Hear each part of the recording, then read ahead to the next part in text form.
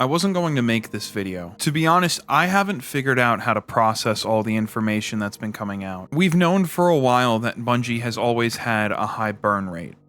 After the last round of layoffs, it came out that one of the higher-ups at Sony said Bungie could improve from a business standpoint, but this changes the entire trajectory of the franchise for the foreseeable future. Here's what we know. 200 positions at Bungie were laid off.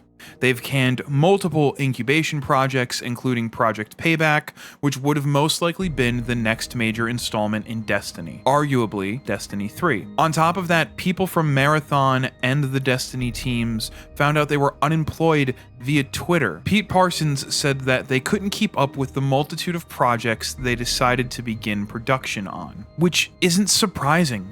It seems like Bungie always bites off more than they can chew, but now they can't stem the bleeding. It's also come to light that they played things up for Sony during the acquisition of the company. Where Bobby Kotick would buy yachts, Pete is a simpler man. Pete bought exotic cars when Sony cut the check to him.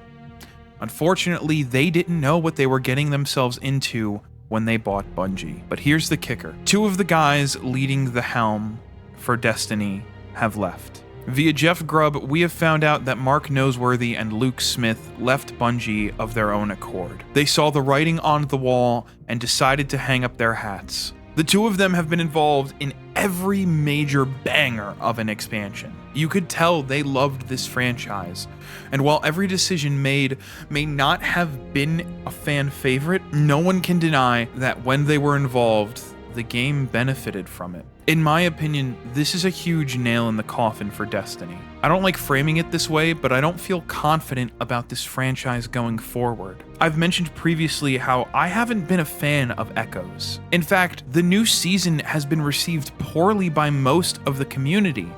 And now community sentiment takes another greater blow?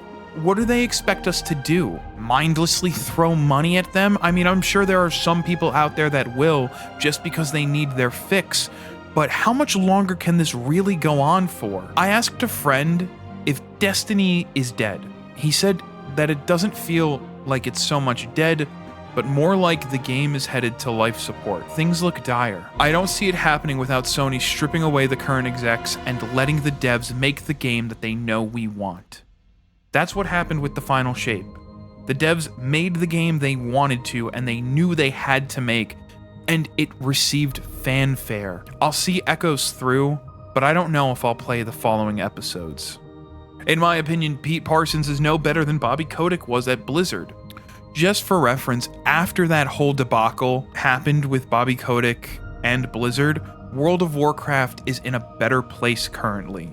It's not perfect, but it's in a better place and it's moving in the right direction. Maybe that's what has to happen with Bungie.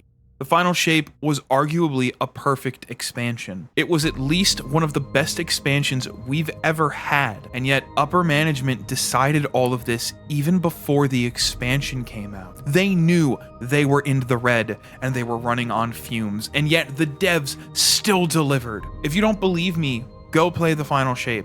I don't know what else to tell you after it's received critical praise from almost everybody.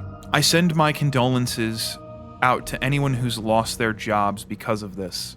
I'll continue to hope for things to get better, but until they do, I think it might be time to start thinking about a future without Destiny, because it may be closer than we think. Fly safe, Guardians.